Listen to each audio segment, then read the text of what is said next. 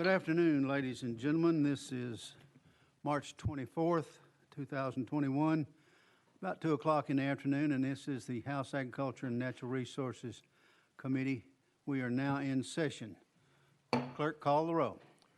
Representatives Cochran, Cooper, Darby, Dodgett, Hardaway, Holsey, Hurt, Potts, Reedy, Rudder, Shaw, Todd, Travis, Wright, Vice Chairman Drills, Chairman Halford. Here. Mr. Chairman, you have a quorum. Thank you, Clerk. Little house cleaning business here to begin with. HB 322, which is number 2 on your calendar, has been rolled 1 week. HB 1138 and number 4 on your calendar is off notice. And HB 214, number 6 on your calendar, is rolled 1 week. So that's going to give us a short calendar, but we have a treat later on in the day, in the meeting, because we're going to have Ag Day Light after all. We're not able to have our regular Ag Day. So Vice Chairman on my right here is going to take care of that for us in just a few minutes. So first bill on our calendar is House Bill 0227 by Representative Vaughn. Representative Vaughn, you are recognized. Have a motion and a second. Thank you, Mr. Chairman. Hello, good afternoon, committee. And I'll try to make this brief, but I do kind of want you to understand what we're talking about here. It's kind of a complex subject. Let me do one thing just a minute, right quick. There were amendments that had been filed on this bill, but they have been taken off. So there are no amendments on this bill, as I That know, is correct. Thank you for that clarification, Mr. Chairman. There's been a lot of conversation in the community around this bill. Whenever construction or development activities, whether it be a road, a subdivision, anything like that, has to go through and negatively impacts wetlands or streams, there has to be, under the zero net loss policy, there needs to be compensatory changes done somewhere to create that habitat in that same type of area to replace that natural resource.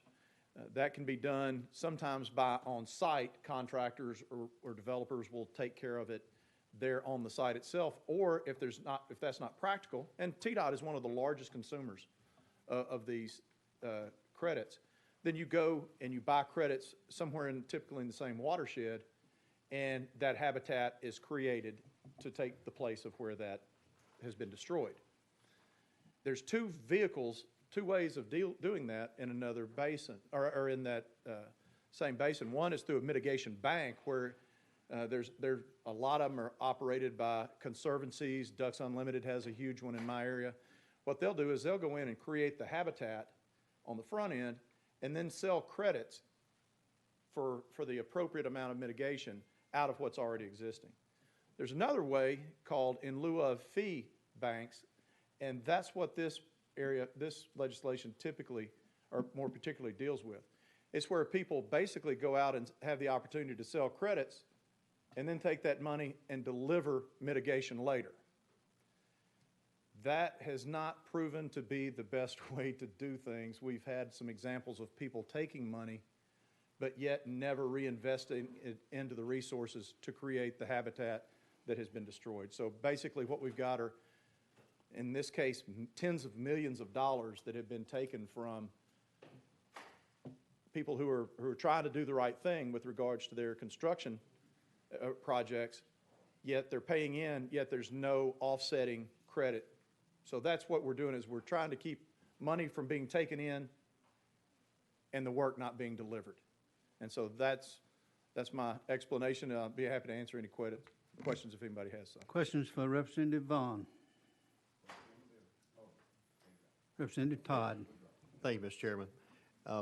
Representative, I appreciate you bringing this, and we certainly have agreed in the past that one particular in lieu program has been a problem with taking money in and not really producing the credits in a timely fashion. There are others, I would note, that in our state that have done the same type of work, same type of program, and these are nonprofits that take in this money and then generate the credits afterwards. And they have been operating properly.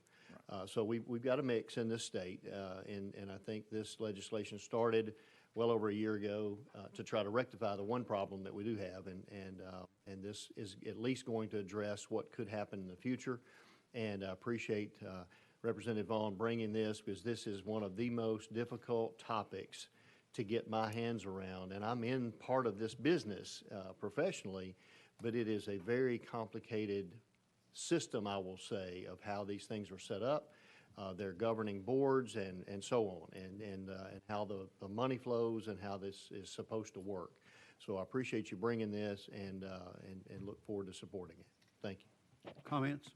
Thank you, sir. And it is, I'm glad you cleaned that up, because not everyone in this industry are bad actors, but unfortunately, occasionally you do. And for whatever the reasons are, it's basically there's a problem in the delivery chain of these fees that are being paid into the offsets not occurring. And what scares me to death in my private business is if my clients buy into these and these credits, they've paid money in good faith, and yet these credits, is there any clawback on them? And so there's a lot of areas here that this just needs a lot more attention than what it's been given. Representative Cooper, you are recognized.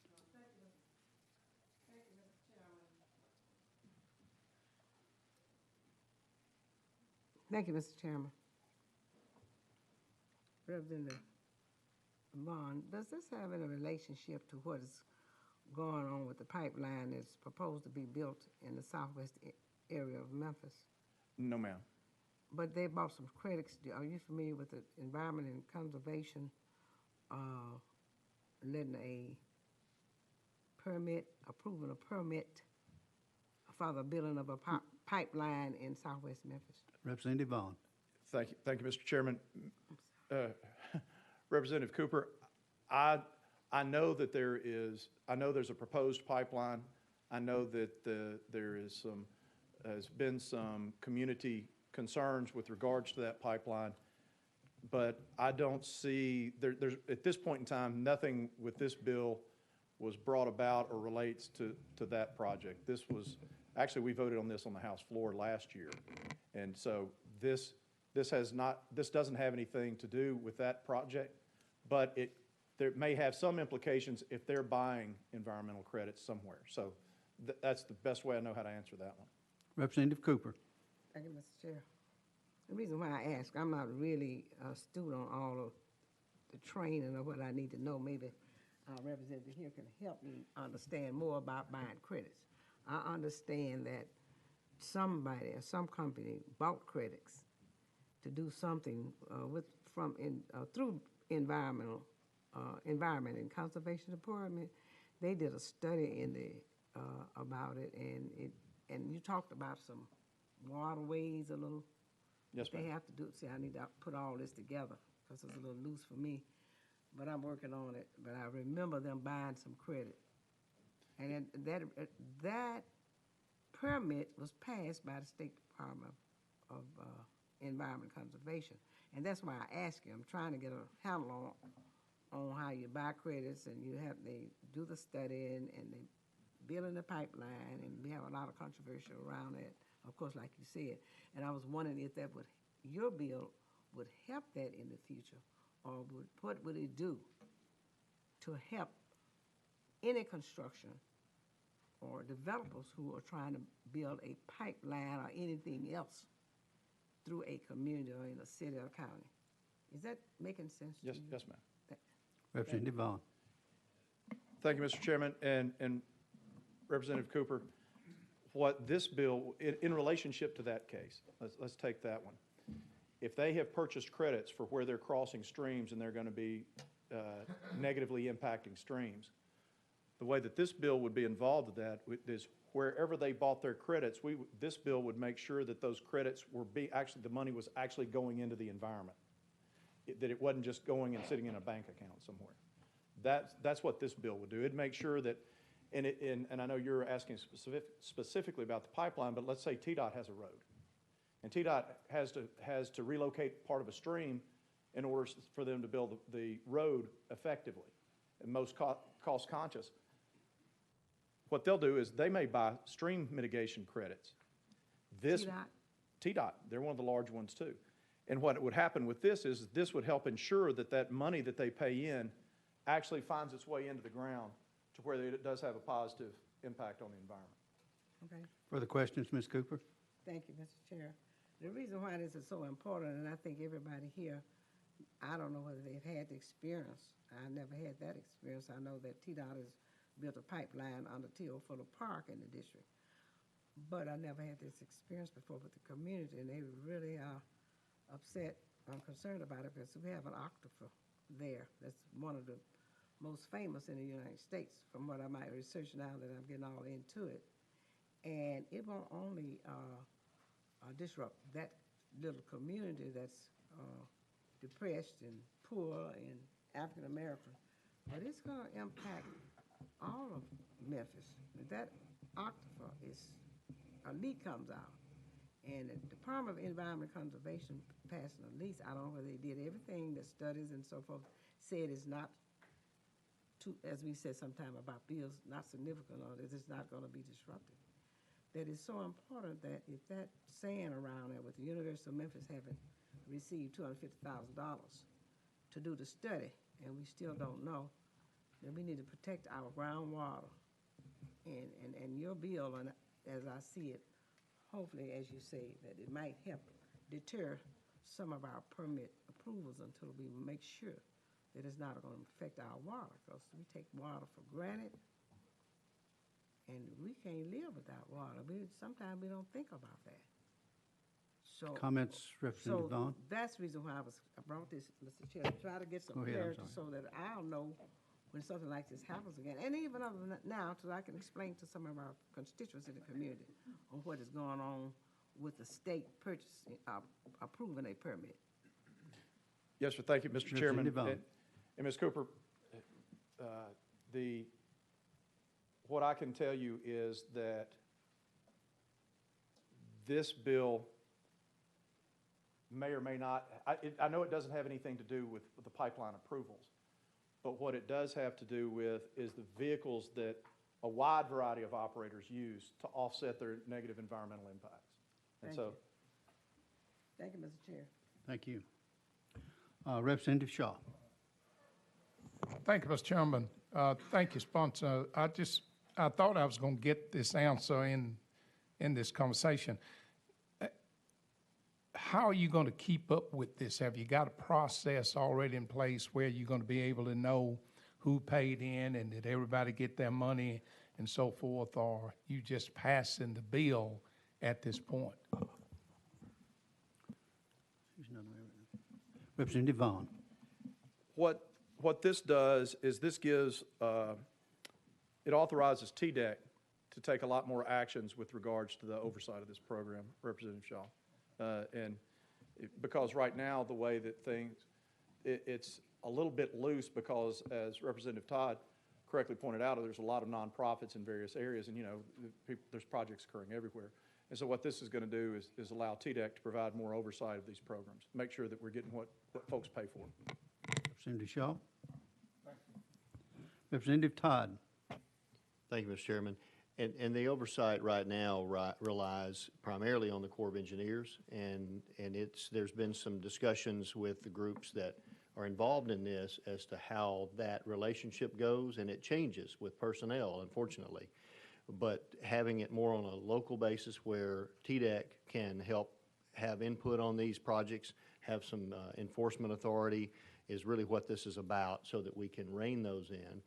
And to Representative Cooper's point a while ago, I believe that project that she was referring to actually has some ARAP permits that where they actually alter aquatic resources, including wetlands, and they have purchased in lieu credits from the Tennessee Mitigation Fund. So it's a wetland bank, similar to an in lieu program.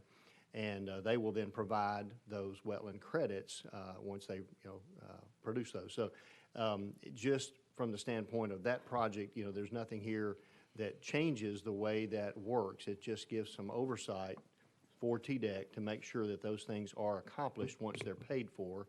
And just like Representative Vaughn said, you know, we're concerned that folks like TDOT or private customers have paid money into something and it doesn't produce a product, then who's responsible for that at the end of the day? So those are part of the questions I've been asking.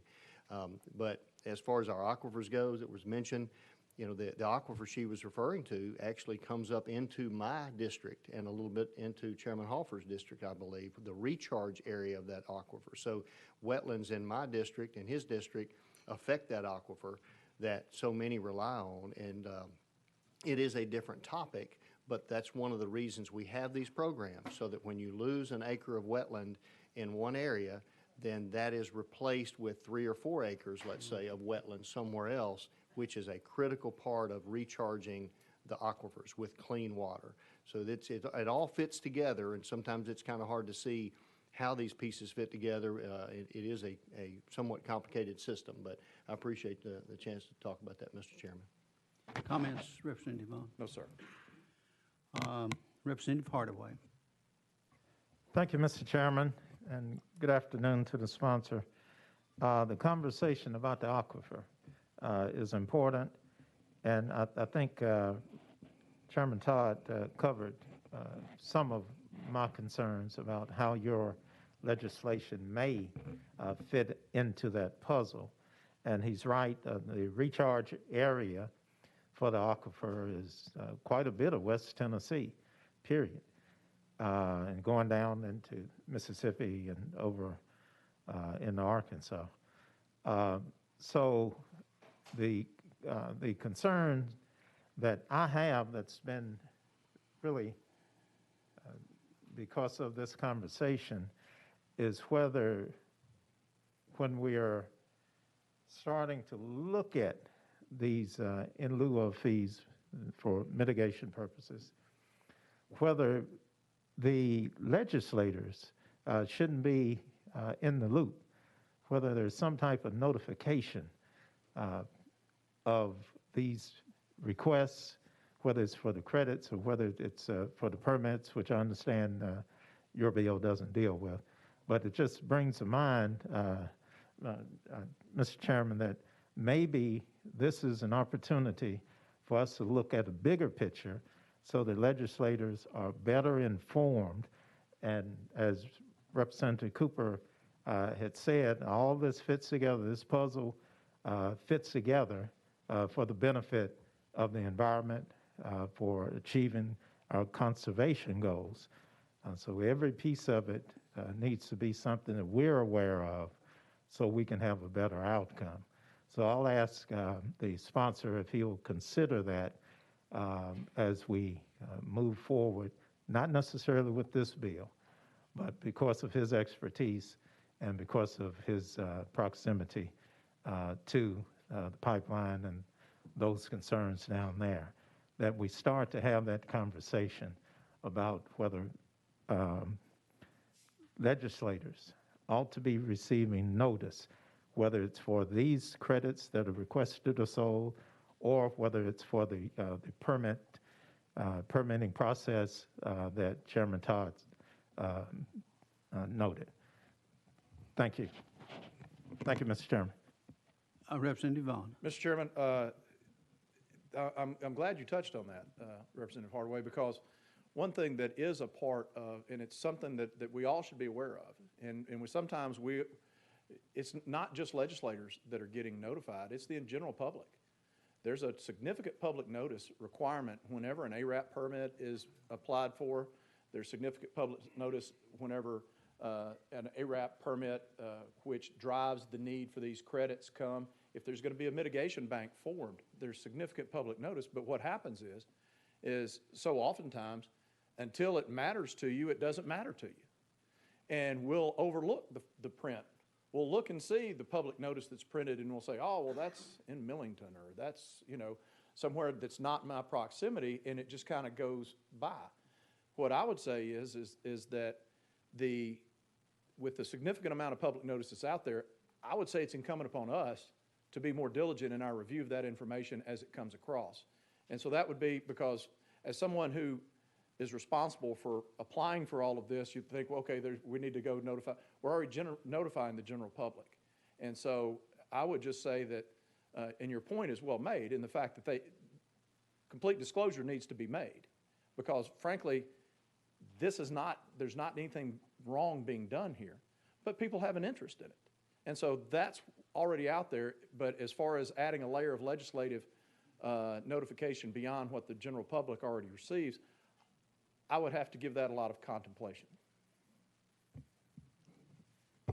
Representative Hardaway. Thank you, Mr. Chairman. And just to be clear, what I'm suggesting, just off the top of my head right now, is, for instance, there are notifications that we receive according to issues with nursing homes. That comes to us as an email. When I scan my emails and I see that subject line, I pay attention. So I'm suggesting that it might be, because this puzzle includes all of West Tennessee, serves as a recharge area for that Memphis aquifer.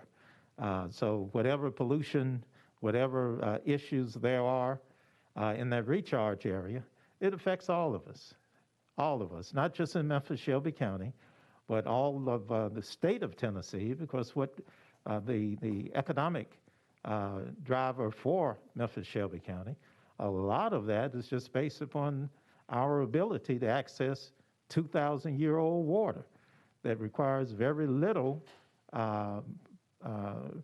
treatment, and it's potable. So that's where I'm coming. I'm agreeing with you, and then I'm asking you to go a step further. Thank you, Mr. Chairman. Representative Vaughn. Thank you, sir. And I would also like to say, and this is just for everyone here and anyone that's watching the live stream, TDEC has a water resources website that lists every permit that they issue and every permit application. This information is available to the general public and to us as legislators. And so this information is out there. But I understand what you're saying, sir, and I will give that some consideration. Ladies and gentlemen, we need to be sure that we keep our questions related to what the bill is here. So with that said, Representative Shaw, did you ask to be recognized? I did, Mr. Chairman, and I should have said this when I had the mic. Thank you for this recognition, and this is more of a comment than to the sponsor.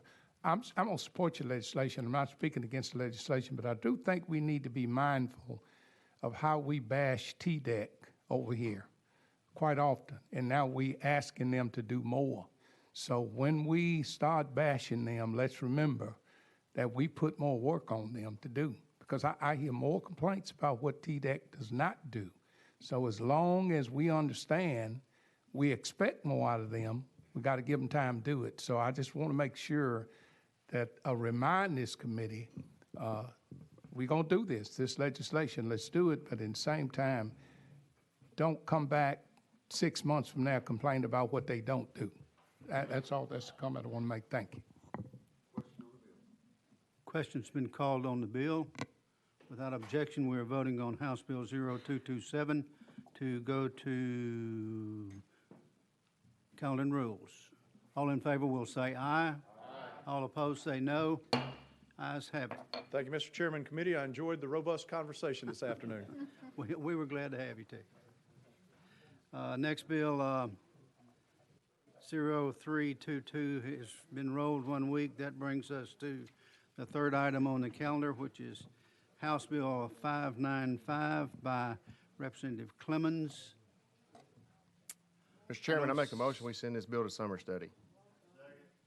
I have a motion and a second that we send this bill to summer study. All in favor will say aye. Aye. All opposed say no. Ayes have it.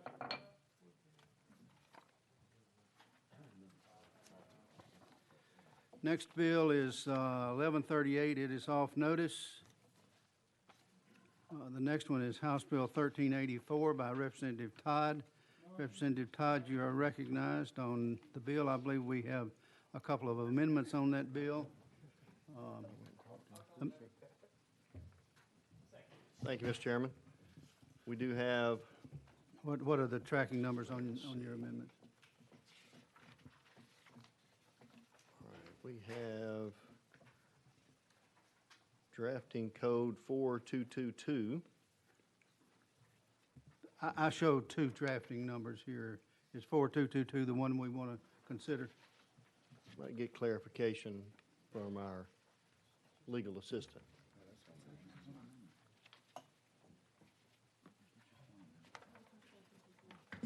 Matt Mundy from Legal. That's the drafting code that I have. Am I with me? I'm told that we're to consider Amendment 4222. Thank I have a motion and a second on the amendment. Representative Todd, you may proceed. The amendment makes the bill, and this basically gives the commission, the Wildlife Commission, the ability to change the annual hunting and fishing licenses to a period that would start whenever a person buys that. Right now, when you purchase one, it's good from March the 1st till the end of February. If you buy it the February 1st, it's still good till the end of February, and then it expires. And so this would make it a true annual permit whenever you purchase it any day of the year. What this does, again, it gives the commission the ability to do that. If we did that here, which is the way this started, we found out that it was going to put us in jeopardy of losing some federal funding, at least for a year. And so they would be able, the commission would be able to study that and know the exact timing to put this into play. So that's all it does. I think this is going to be really good for our sportsmen across the state and probably encourage even more sales than where we have seen those sales lately. Ladies and gentlemen, you have heard the explanation of the amendment. Are there questions for the sponsor on the amendment? Seeing none, we're voting on House Amendment 4222. All in favor will say aye. All opposed say no. Ayes have it. We are now back on House Bill 1384 as amended. Representative Todd. Question's been called. All in favor of House Bill 1384 as amended will say aye. All opposed say no. Ayes have it. Your next stop is GovOps, sir. The next bill, this is my bill, but it has been rolled for 1 week. And I believe that finishes our business for today. So I would entertain a motion to adjourn at this point in time. We stand adjourned. And now we're going to move to the fun part. I'm going to recognize Representative Grills and let him take over here to proceed with our Ag Day on the Hill.